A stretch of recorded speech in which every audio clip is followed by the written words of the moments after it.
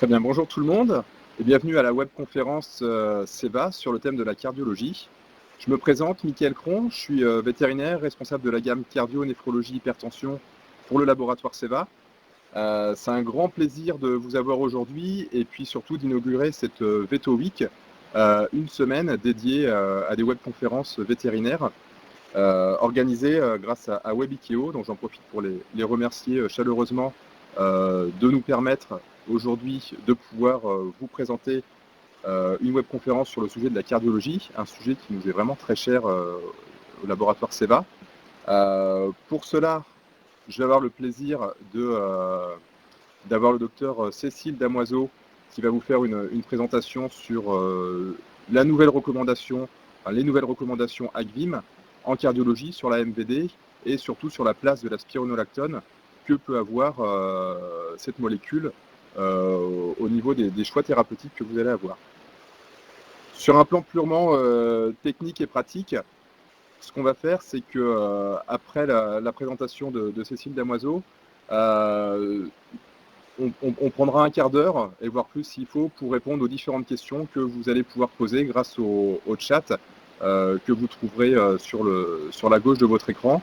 Envoyez-nous vos questions au fur et à mesure et on prendra le temps de les traiter à la fin de la présentation du docteur Damoiseau.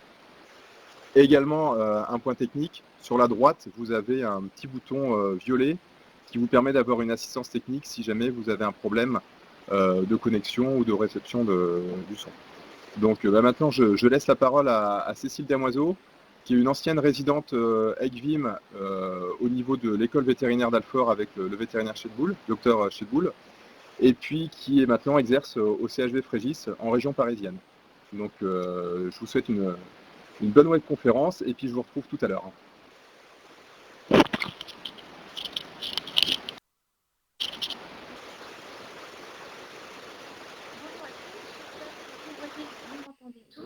N'hésitez pas à signaler tout problème via le chat et les modérateurs essaieront de régler un éventuel problème. Donc, je tenais d'abord en introduction et tout le laboratoire SEVA pour m'avoir donné l'opportunité aujourd'hui de vous présenter cette webconférence concernant la maladie valvulaire dégénérative mitrale chez le chien et les nouvelles recommandations pour la prescription de la spironolactone. Donc, je vous propose d'aborder cette présentation en deux parties. La première partie concernera la maladie valvulaire dégénérative mitrale avec des brefs rappels concernant la cardiopathie, mais également avec une présentation du consensus du Collège américain de médecine interne avec la classification de la maladie selon les stades de la sévérité et la thérapeutique adaptée à chaque stade de la cardiopathie. Nous passerons ensuite à la seconde partie de ce séminaire concernant le vif du sujet de cette présentation, à savoir l'intégration de la spironolactone au stade C de la cardiopathie. Nous aborderons successivement l'aldostérone, la percée aldostéronique et puis ensuite la spironolactone. Donc, nous commençons tout de suite avec la maladie valvulaire dégénérative qui, je vous le rappelle, est une affection dégénérative progressive lente de l'appareil valvulaire qui va aboutir, in fine, à une insuffisance de fermeture des valves. Chez le chien, cette cardiopathie touche majoritairement la valve mitrale, chez plus de 60% des cas, mais peut également toucher de manière concomitante la valve mitrale et la valve tricuspide dans environ 30% des cas. À l'inverse de chez l'homme, les valves artérielles, donc les valves aortiques et pulmonaires, sont très rarement touchées chez le chien. La maladie valvulaire dégénérative mitrale représente environ 75 à 80% des cardiopathies canines, représentant donc dans cette espèce la cardiopathie acquise et la cardiopathie la plus fréquente.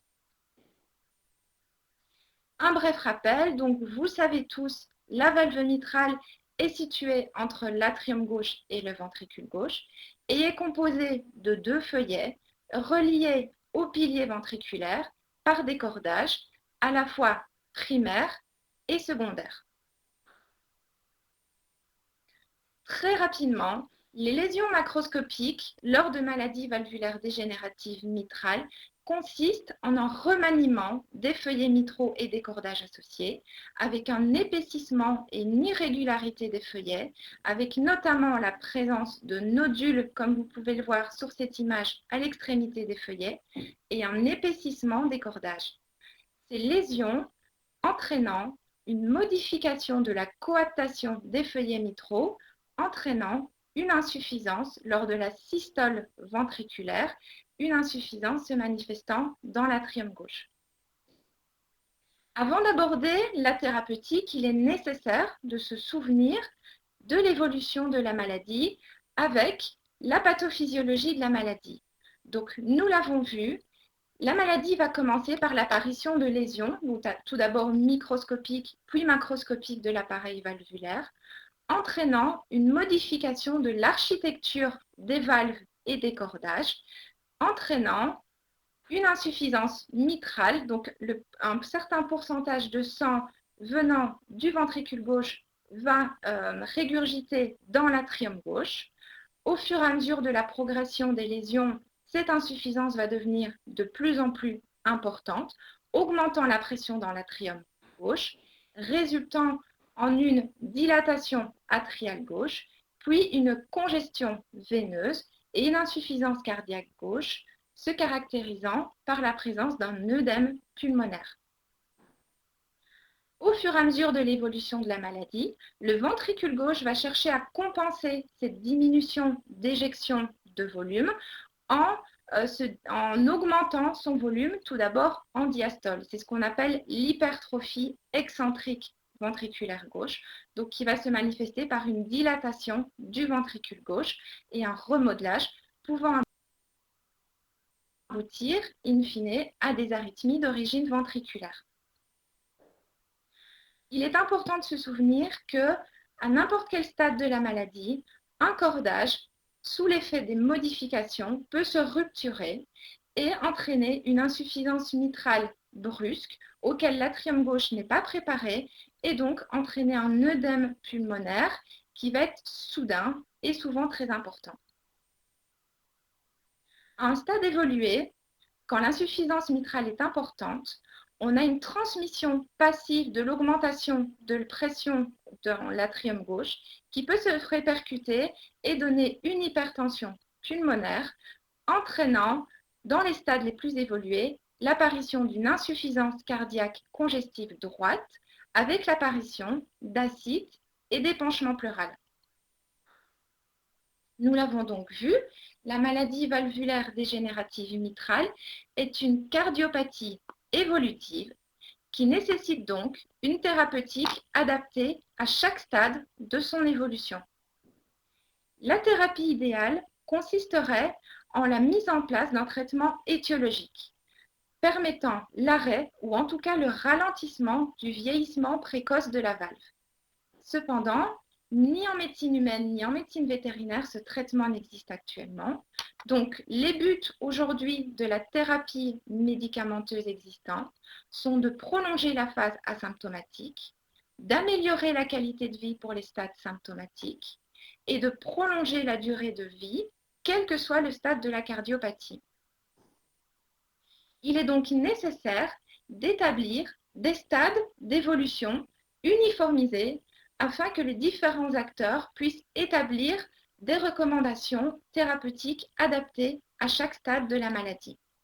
Chaque stade pourra donc avoir sa thérapie pour, in fine, aboutir à une polythérapie lors de maladies évoluées. Il est cependant important d'avoir en tête que même si le traitement, les recommandations sont générales, un traitement reste avant tout individu dépendant. Et donc, la généralisation sera idéale, mais il sera important de tenir compte chaque fois des prédispositions de chaque individu lors de la mise en place du traitement. Nous allons donc parler de cette nécessité d'uniformisation des différentes classes d'évolution de la maladie. Et c'est pour cette raison que les experts, à la fois européens et américains, de la maladie valvulaire dégénérative mitrale se sont réunis la première fois en 2009 afin d'établir des recommandations officielles concernant le diagnostic et le traitement de la maladie. Ces experts ont établi un consensus sur certains points et il est important de savoir que ce consensus est établi quand les experts étaient unanimes concernant un point. Si nous n'avons pas une recommandation officielle concernant, par exemple, une molécule, ça ne veut pas dire que cette molécule doit être proscrite, cela veut juste dire que les experts n'étaient pas unanimes pour son utilisation à un certain moment. Certains l'utilisaient, d'autres ne l'utilisaient pas. Les publications récentes depuis 2009 ont mis la nécessité à jour de revoir ces recommandations. Donc, ces recommandations ont été revues récemment lors du congrès du Collège américain de médecine interne à Washington en juin 2017. Ces recommandations n'ont pas encore été actuellement publiées, mais ont été présentées oralement. Et donc, nous attendons tous la publication qui, je pense, devrait être assez rapide.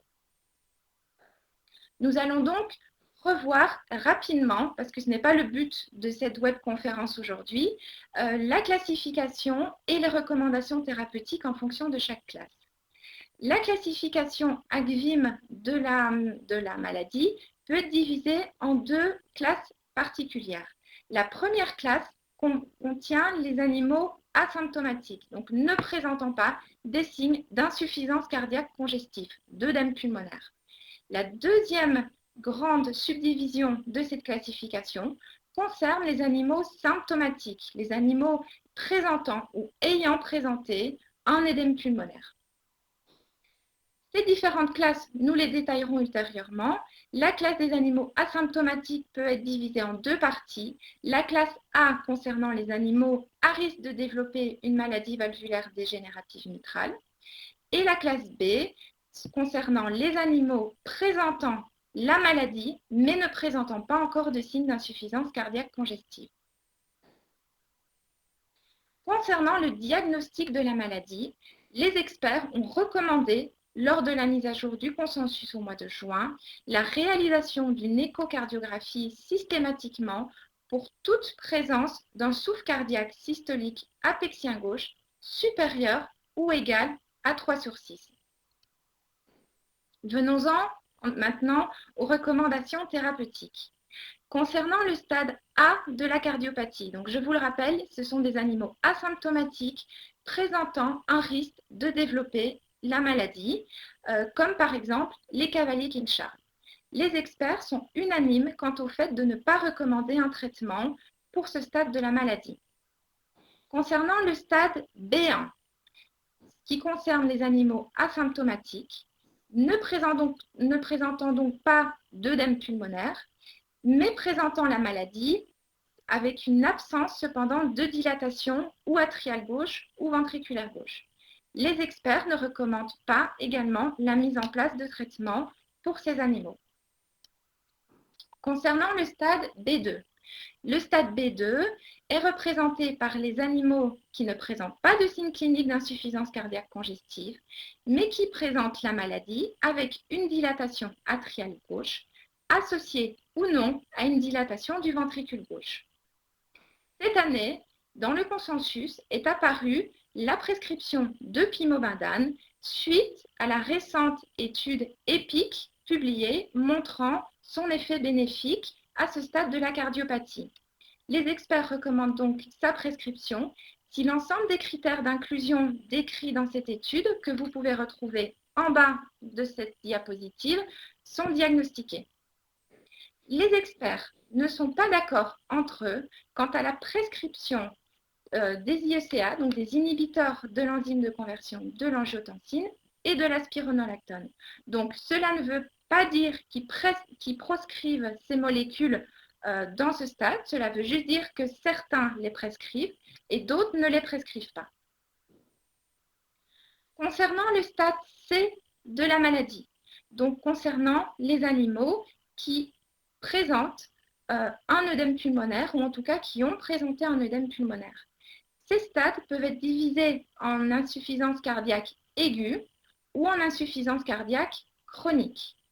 Nous n'allons pas détailler tout en détail, mais pour ce stade C aigu, les experts sont d'accord pour la mise en place de mesures conservatives avec oxygénothérapie, placer l'animal dans un environnement calme avec une humidité et une température adaptée, la prescription de furosémide par voie systémique en bolus ou en perfusion continue, la prescription de pimobendan et d'autres molécules qui sont utilisées pour les cas les plus sévères. Les experts ne sont pas d'accord sur le fait de mettre en place ou non un IECA pour ce stade de la cardiopathie. Concernant le stade C chronique, donc des animaux ayant présenté un œdème pulmonaire, ayant des signes d'insuffisance cardiaque congestive gauche, les experts recommandent unanimement la prescription d'un IECA avec une dose recommandée selon le type d'IECA. La nouveauté est la prescription de spironolactone, ce dont nous allons parler ultérieurement dans ce web séminaire, mais également la prescription de furosémide et de pimobendan. Les bêta-bloquants ne sont quant à eux pas recommandés pour ce stade de la cardiopathie. Concernant le stade D de la cardiopathie, le stade D est constitué des animaux présentant des signes cliniques d'insuffisance cardiaque congestive, mais qui sont réfractaires au traitement conventionnel de l'insuffisance cardiaque congestive.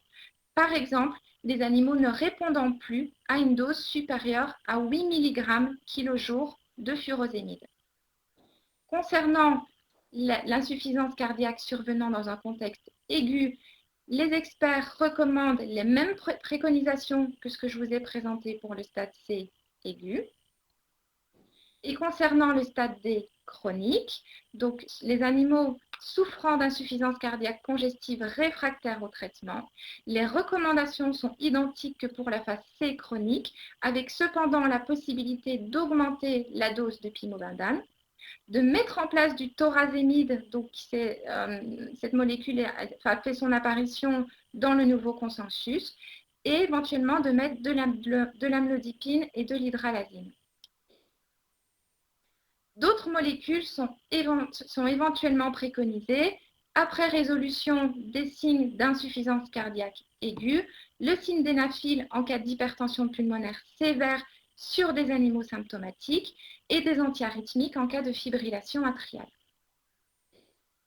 Donc, nous l'avons vu, une des nouveautés de ce consensus est la prescription de spironolactone pour le stade C chronique de la maladie.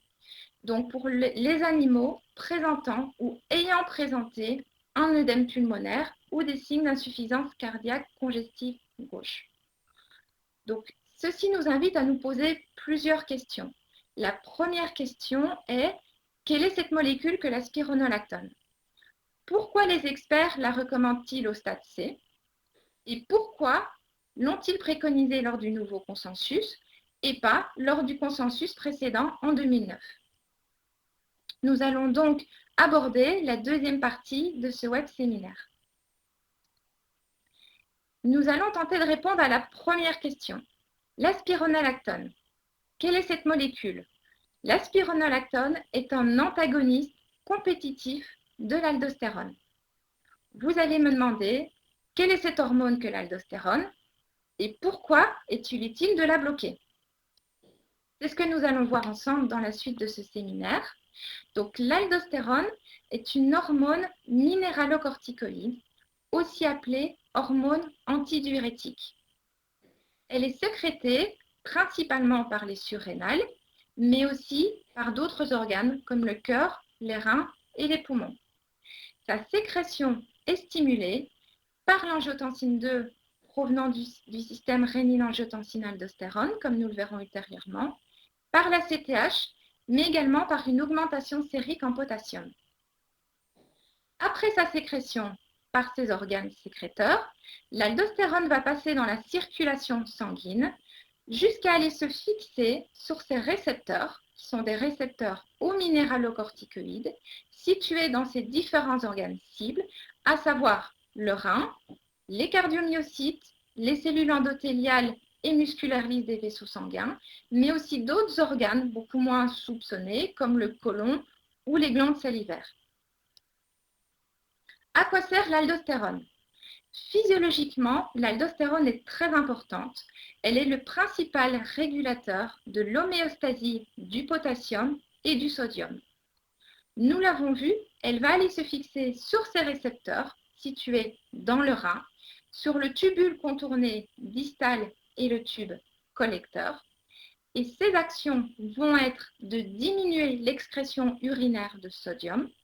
Donc en diminuant cette excrétion, ça va favoriser la rétention dans notre corps de sodium et donc par appel d'eau, une rétention hydrique. C'est cette rétention hydrique qui donne à l'aldostérone le nom d'hormone antidiurétique.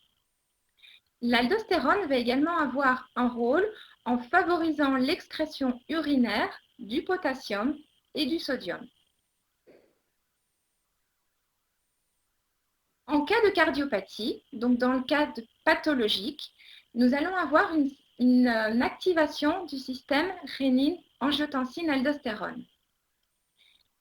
Comment ce système va-t-il être activé? Donc, en cas de maladie valvulaire dégénérative mitrale, par exemple, nous allons avoir une diminution du débit cardiaque. Cette diminution du débit cardiaque entraîne une diminution de la perfusion rénale, entraînant elle-même une augmentation de la sécrétion de rénine. La rénine permet la transformation de l'angiotensinogène en angiotensine 2 pour aboutir in fine à la formation d'angiotensine 2.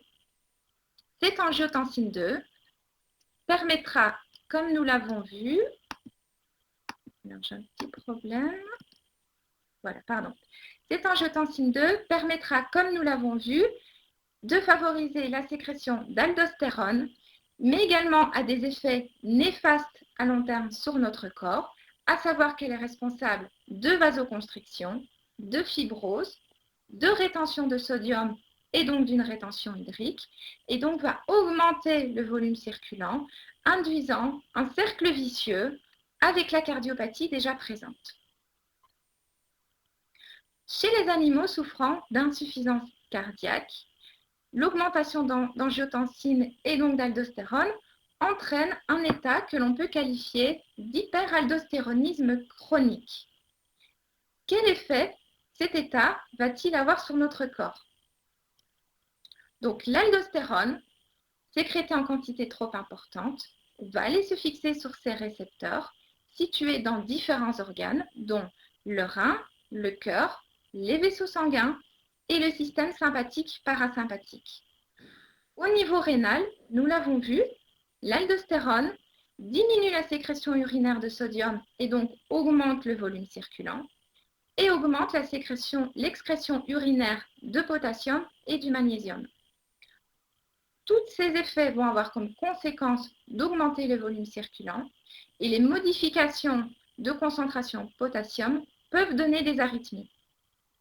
L'aldostérone induit également du remodelage au niveau rénal. Au niveau du cœur, l'aldostérone induit du remodelage avec de l'hypertrophie et de la fibrose, pouvant induire in fine des arythmies. Au niveau des vaisseaux sanguins, elle induit une dysfonction endothéliale, un remodelage vasculaire, pouvant aboutir à une vasoconstriction.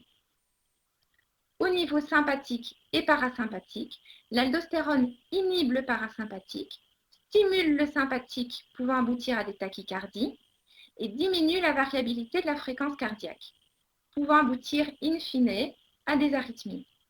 Donc, toutes ces répercussions ont pour conséquence une aggravation de l'insuffisance cardiaque et donc une augmentation de la mortalité d'origine cardiaque. Quelle solution peut-on trouver donc à cette augmentation de l'angiotensine 2 et de l'aldostérone? Nous pouvons essayer de bloquer ce système rénine-angiotensine-aldostérone avec notamment la prescription d'IECA qui vont permettre de bloquer la conversion de l'angiotensine 1 en angiotensine 2, donc en diminuant la concentration d'angiotensine 2 et donc indirectement la sécrétion d'aldostérone. Plusieurs IECA ont une AMM en médecine vétérinaire, à savoir le bénazéprile, le ramipril, l'énalapril et l'imidapril. Cependant, chez les patients recevant ces inhibiteurs de l'enzyme de conversion de l'angiotensine, à la fois chez les humains et chez les chiens, on constate, au bout d'un laps de temps, qui peut parfois être très court, une réaugmentation de la sécrétion en aldostérone.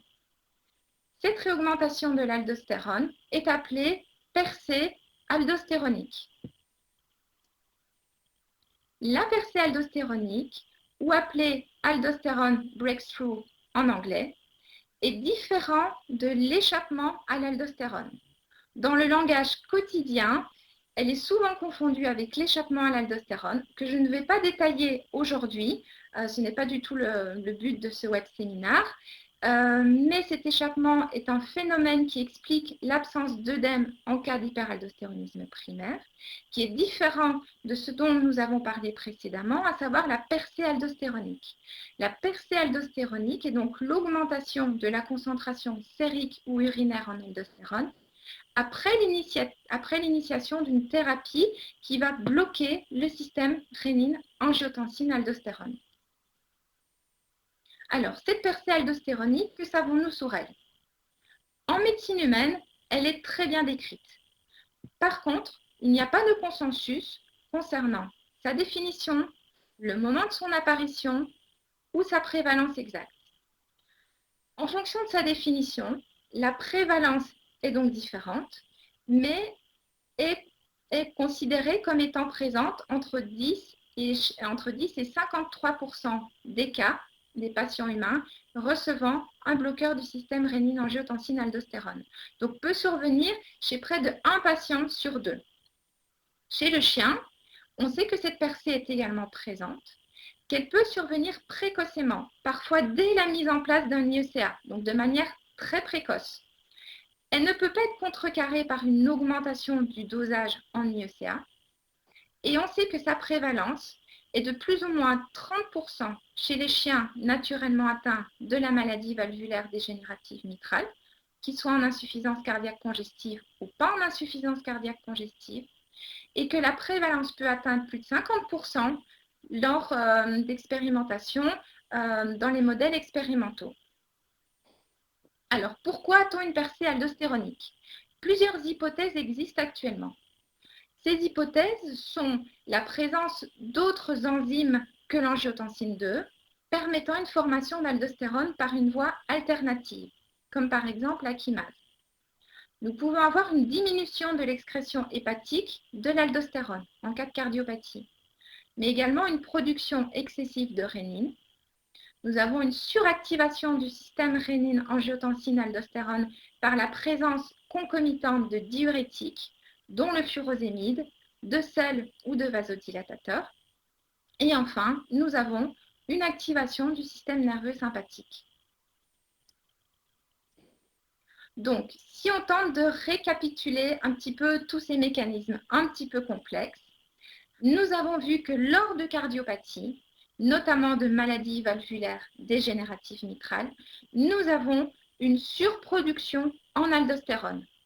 Nous avons vu que l'aldostérone chez le chien et chez l'humain est responsable de l'aggravation de l'insuffisance cardiaque et de l'augmentation de la mortalité d'origine cardiaque, que mettre en place des IECA est une solution temporaire pour empêcher l'augmentation de cette concentration en aldostérone, mais que malheureusement, dans un laps de temps qui peut être plus ou moins court, cette augmentation en aldostérone réaugmente. C'est ce qu'on appelle la percée aldostéronique. Et donc, toutes ces données nous viennent à nous poser la question de comment lutter contre cette percée aldostéronique afin de gérer au mieux les cardiopathies. Nous arrivons donc à notre molécule, la spironolactone, qui est un antagoniste spécifique de l'aldostérone. Elle va aller se fixer de manière compétitive sur les récepteurs aux minéralocorticoïdes et donc empêchant les effets négatifs de l'aldostérone. La spironolactone, en se fixant sur les récepteurs minéralocorticoïdes sur le tubule contourné distal et le tube collecteur, va permettre de diminuer la réabsorption de sodium et donc augmenter l'excrétion urinaire du sodium, ce qui va avoir comme effet d'augmenter l'excrétion hydrique, c'est ce qu'on appelle un effet diurétique, et va également permettre la rétention du potassium. Ces deux effets font que la spironolactone s'est vue attribuer le nom de diurétique doux d'épargne potassique. Cependant, des études réalisées chez les chiens sains ont montré que la spironolactone ne permet pas d'augmenter la diurèse, donc ne peut pas être appelé un diurétique classique stricto sensu. Que savons-nous sur les études cliniques et la spironolactone? Tout d'abord, je voulais vous présenter l'étude phare réalisée en médecine humaine en 1999 et qui a permis de changer le traitement de l'insuffisance cardiaque en médecine humaine. Cette étude a été réalisée chez des patients, chez un grand nombre de patients atteints d'insuffisance cardiaque à un stade avancé. Deux groupes ont été constitués, un groupe recevant de la spironolactone et un groupe recevant un placebo. Les résultats de cette étude ont été spectaculaires et ont entraîné son arrêt avant la date prévue, de peur de défavoriser les patients recevant le placebo. Les effets bénéfiques sont représentés par une diminution de la mortalité de 30% pour les patients ayant reçu la spironolactone, une diminution de 35% d'hospitalisation pour aggravation de l'insuffisance cardiaque pour les patients ayant reçu de la spironolactone et une amélioration des signes cliniques rapportés. Les auteurs en ont conclu que tous ces effets bénéfiques ne pouvaient pas être uniquement attribués à un effet diurétique qui, on l'a vu, est doux, mais bien un effet cardioprotecteur de la spironolactone, probablement donc par un effet antifibrotique, anti-remodelage. Une deuxième étude intéressante, l'étude Emphasis, réalisée plus récemment en 2011 avec un autre bloqueur de l'aldostérone, l'éplérénone. Pourquoi ce bloqueur a-t-il été utilisé? Parce que la spironolactone chez les patients humains peuvent induire de la gynécomastie, ce qui n'existe pas chez les chiens traités. Donc en médecine humaine, ils ont cherché à développer d'autres bloqueurs de l'aldostérone, d'où cette étude, mais réalisée cette fois chez un grand nombre de patients atteints d'insuffisance cardiaque beaucoup plus débutante. Cette étude a été réalisée de nouveau sur deux groupes, un groupe placebo et un groupe recevant la molécule. Et les effets bénéfiques ont de nouveau été assez marquants, à savoir qu'on remarquait une diminution de 24% de la mortalité pour les patients ayant reçu le bloqueur de l'aldostérone et une diminution de 23% de l'hospitalisation pour aggravation de l'insuffisance cardiaque chez les patients ayant reçu la molécule.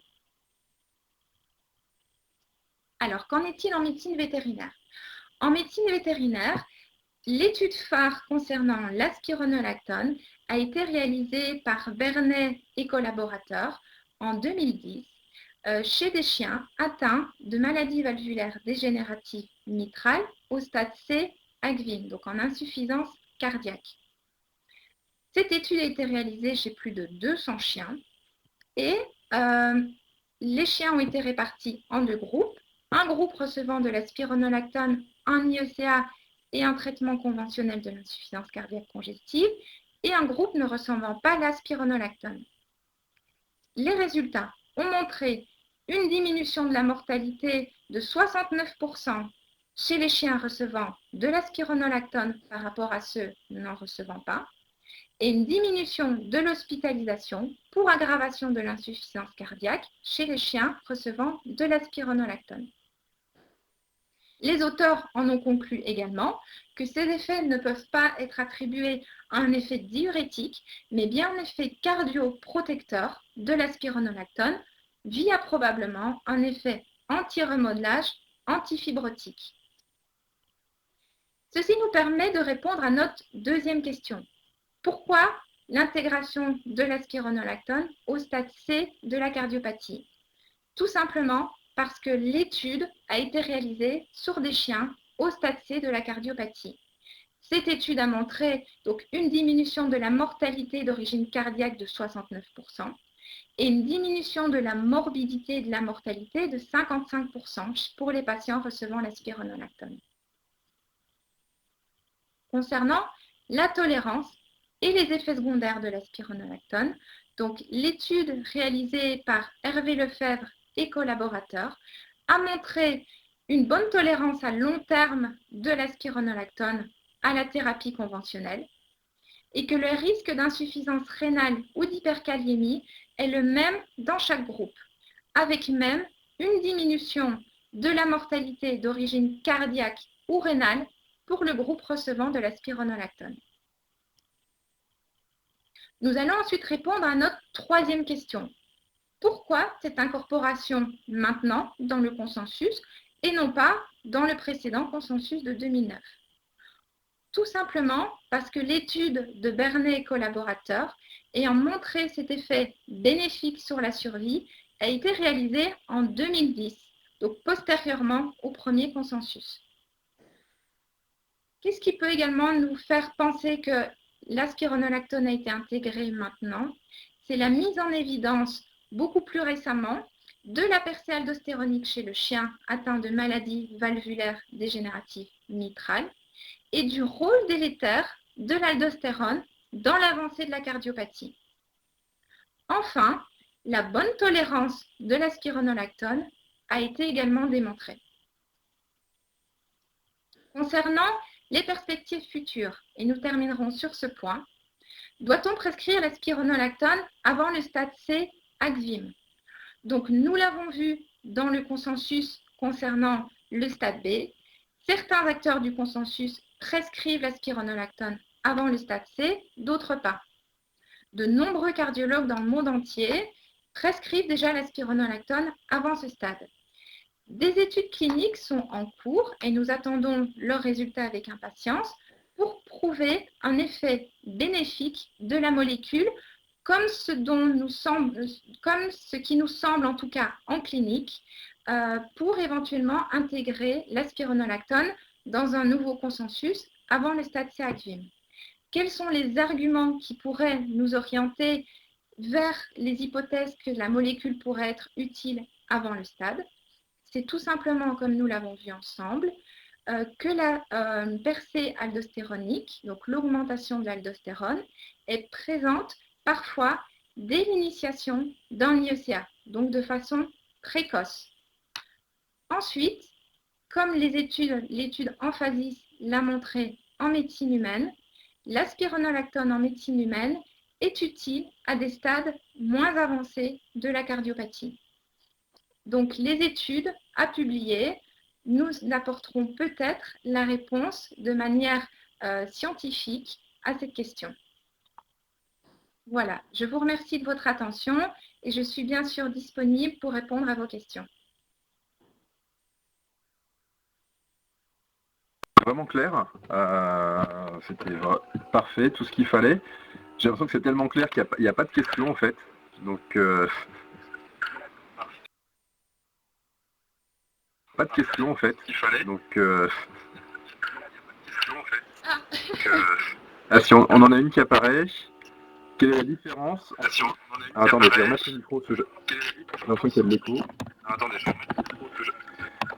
Quelle est la différence entre le thorazénide et le furosénide, qui fait que le thorazénide est utilisé qu'en stade D? Alors, donc je pense qu'il y a un web séminaire sur le thorazénide et le furosénide justement qui est proposé ultérieurement dans cette semaine. Donc je vous invite à aller le suivre justement. Je pense que vous apprendrez énormément. Alors, sur ce sujet, donc la différence entre le thorazémide et le furosémide. Donc, le thorazémide est un diurétique de l'anse comme le furosémide. Le thorazémide est plutôt recommandé, en tout cas actuellement, en seconde intention. Donc, pour effectivement les cardiopathies réfractaires. Et donc, à ce titre, a été préconisé en stade D. Encore une fois, je pense qu'une très large étude sur le thorazémide va paraître récemment, et donc elle paraît peut-être un petit peu tardivement par rapport à la réunion des experts sur le consensus concernant cette molécule. Mais donc actuellement, le thorazémide est préconisé au stade D. Par contre, en cas de cardiopathie, il est vrai, sévère, certains cardiologues, beaucoup de cardiologues, utilisent déjà le thorazémide en stade C chronique. Ce qui est important de se souvenir, c'est qu'en fait, dans ce consensus, les experts établissent un consensus par rapport aux articles qui sont publiés, c'est-à-dire se basent sur des articles scientifiques très très précis. Donc, ils ne vont pas établir un consensus si un article n'a pas prouvé de manière significative un effet bénéfique à un stade de la cardiopathie. C'est ce qui s'est d'ailleurs passé pour la spironolactone lors du consensus précédent, c'est-à-dire que beaucoup de panélistes utilisaient déjà la spironolactone au stade C de la maladie, mais malheureusement, en l'absence d'études prouvant son efficacité, les experts ne l'ont pas recommandé officiellement dans le consensus, bien qu'ils l'utilisaient déjà.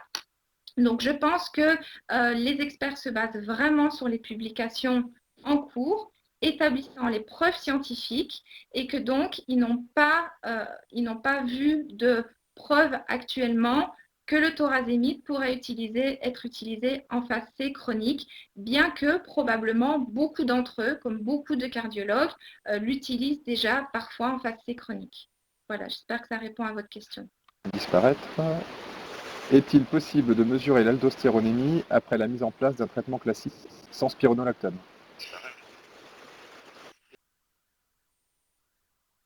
Place d'un traitement classique sans spironolactone.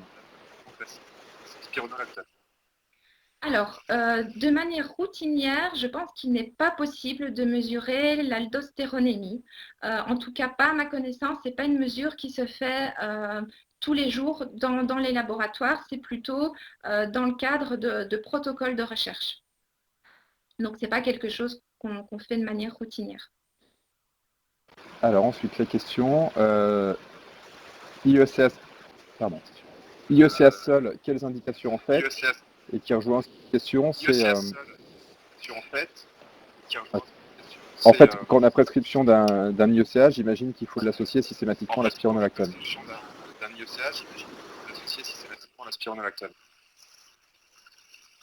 Alors, donc la prescription pour un IECA seul, donc l'IECA va permettre une vasodilatation veineuse et artérielle.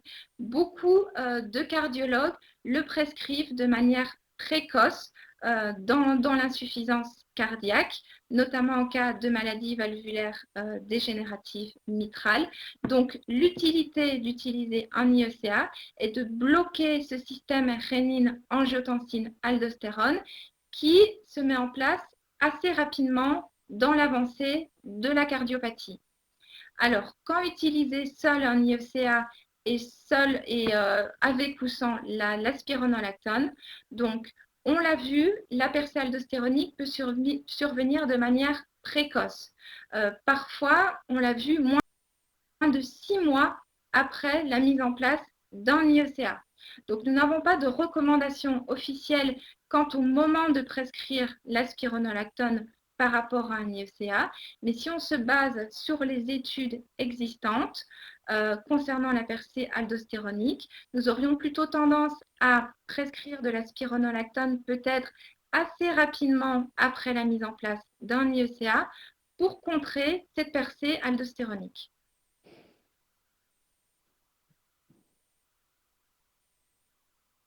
Dans des stades plus précoces que B2.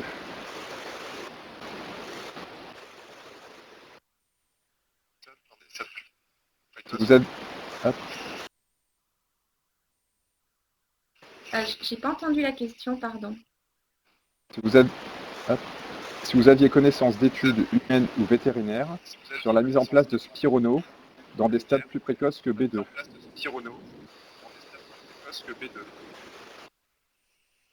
Alors, à ma connaissance, il n'y a pas d'études humaines ou vétérinaires sur la mise en place de spironolactone sur des stades aussi précoces.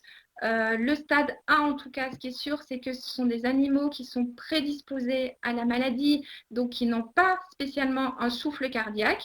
Donc, je suis certaine qu'aucune étude n'existe sur la mise en place de quel que soit le type de traitement sur ce stade.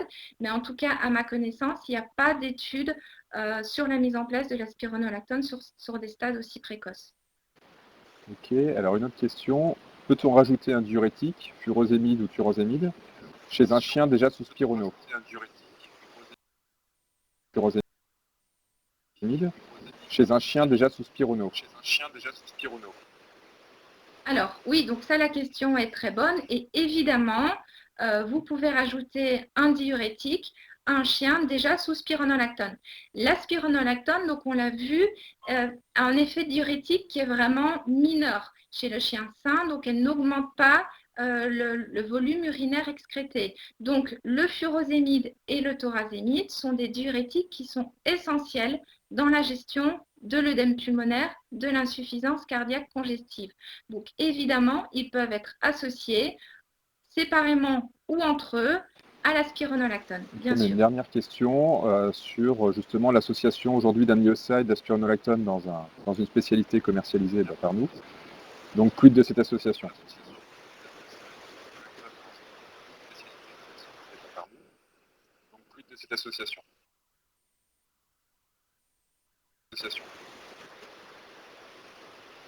Alors, donc, cette association, elle est très utile pour les propriétaires, je pense. Parce que c'est vrai qu'elle est proposée quand l'insuffisance cardiaque augmente.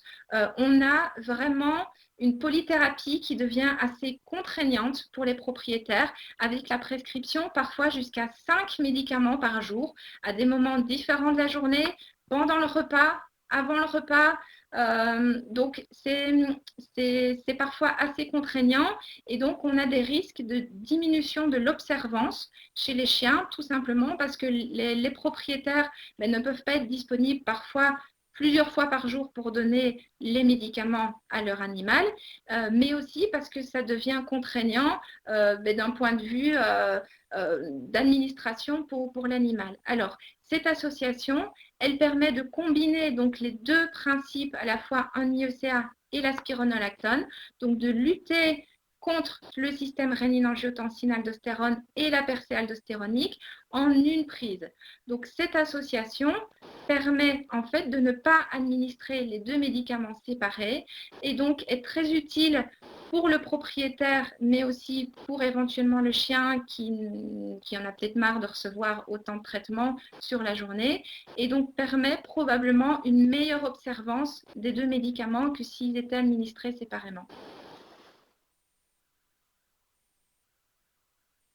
J'en profite pour remercier tout le monde pour votre participation à cette webconférence.